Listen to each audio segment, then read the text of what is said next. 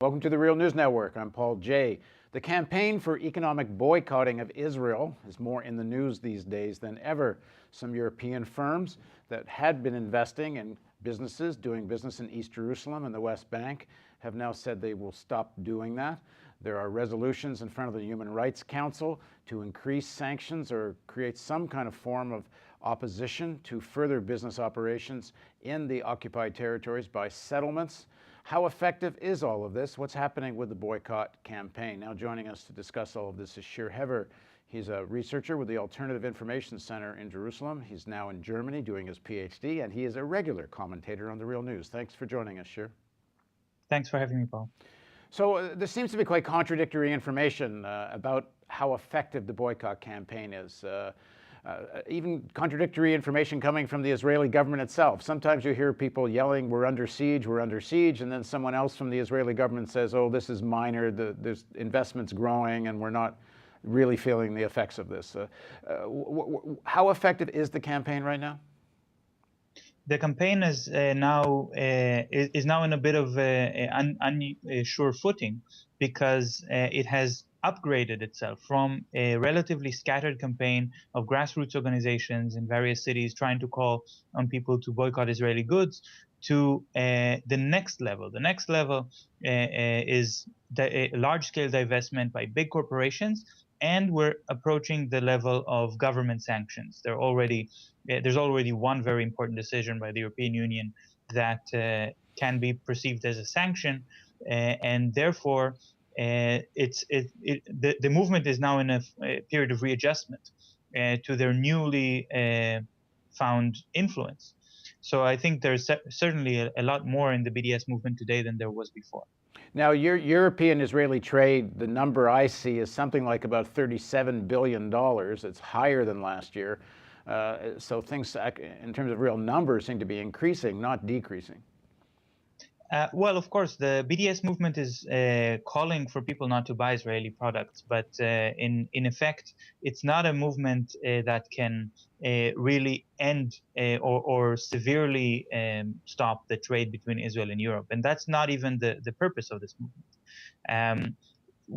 These numbers are coming from a lot of different reasons, including a lot of programs that the Israeli government is trying to promote, which increases trade in order to try to stave off the BDS movement. But I don't think that this is where we see the evidence.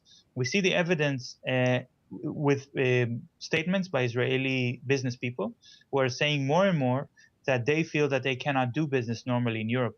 There is one lawyer's office that refuses to reveal the names of his clients or even their numbers, but he's saying that he's flooded by calls by Israeli businesses that ask him to help with legal advice about how they can deal with being boycotted in Europe.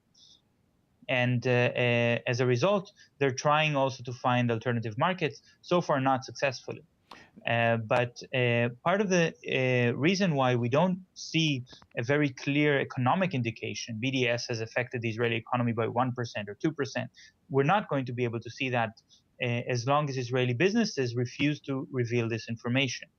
And that's something very interesting because Israeli corporations are effectively helping the Israeli government by keeping secret the information that they have about BDS. Now, it would seem sorry, go ahead. Yeah, they could. These corporations, if they're hurt and they lose contracts worth tens of millions of euros or dollars, they could say, well, this is not our fault. This is government policy. Why should we be punished? We want the government to compensate us, or the government should adopt policies that do not provoke so many boycotts around the world. But the corporations don't want this kind of discussion at all. They are afraid that this will be perceived as unpatriotic. Right. Now, so instead, they're keeping this secret, and in fact, they become accomplices in the occupation and the colonialism. Now, Netanyahu at the recent Apax meetings made a big part of his speech talking about the BDS campaign, boycott, divestment, sanctions. That a very impassioned speech that Israel won't bow down to this, and it's not going to succeed, and it won't win, and so on and so on. But it seems to me it's quite an acknowledgement of the strength of the movement that he even talks about it. You would think his better strategy is don't say a word and try to marginalize it. It seems to have grown to a point he can't use that tactic now. Sure. Well, Netanyahu is not speaking to the boycotters anymore. When the official line of the Israeli Ministry of Defense was to try to ignore this movement, not to acknowledge it, it was maybe a more intelligent strategy in terms of slowing down the effect of BDS. But now Netanyahu is just speaking to his own base and bringing up BDS again and again in his speeches, not just in APAC. But what he's doing is not just saying BDS is going to fail. This is a point that he repeats again and again until nobody believes it anymore. But he's also saying the people who support BDS are anti-Semites. And this is a very important point because he's crossed the line.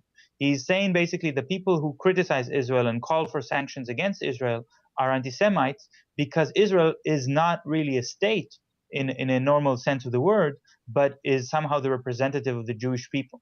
And any action against Israel is an action And against how is Jews, that? wherever they may be. How is that playing in Europe? Well, it used to play very strongly in Europe. In fact, many countries in Europe, especially Germany, the Netherlands, France, were very concerned about any kind of accusations of anti-Semitism. And at that time, it was sometimes possible to completely discredit journalists and politicians who would call for criticism of Israel or who would openly criticize Israel by accusing them of being anti-Semitic. Now, the situation is completely different because at the moment, while I'm in Germany, I can see this all the time that any kind of critic of Israel is immediately called anti-Semitic, and people are not afraid of that accusation anymore because it has lost its meaning because it has been used so often. And this is actually worrying because there are actual anti-Semites out there. And now real anti-Semites, people who hate Jews just because they're Jews, are completely off the radar. Nobody is concerned about them because the people who are accused of being anti-Semites are people who are human rights activists or Palestinian solidarity groups.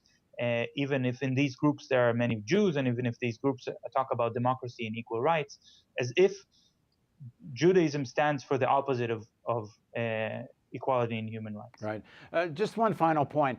There seems to be more discussion, indication at official European circles of support for certainly some kind of sanctions or boycott of something to do with this activity in the occupied territories and in the illegal settlements.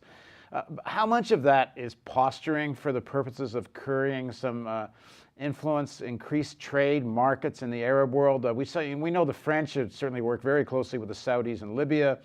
The French are major arms exporters and commodity exporters, of course, consumer goods.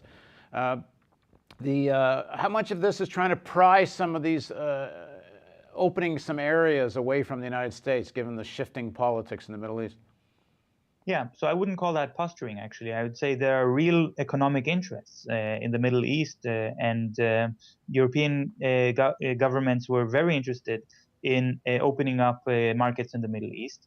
Unlike the United States, the European market is more civilian. The proportion or the importance of the arms trade is not as important to Europe as it is to the US, even though, of course, there is a big arms export from Europe as well.